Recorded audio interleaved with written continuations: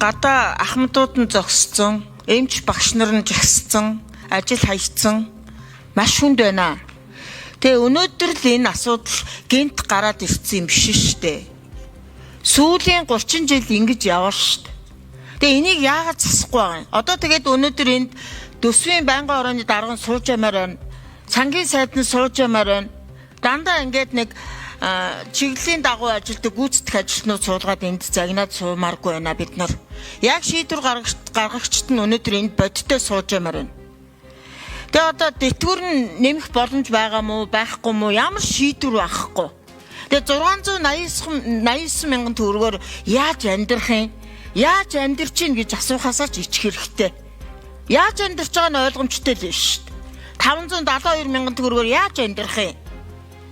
Ийм байж одоо тэгээд нэг тулах тойрсон өнөө маргааш аргацаасан хурал хийсэн дүр эсгэж ингэж суудгаа болмоор байна. Яг зүгээр бодит байдалтайгаа нүүр тулаад үнтэйгээл нүүр тулаа хэдүүлээ.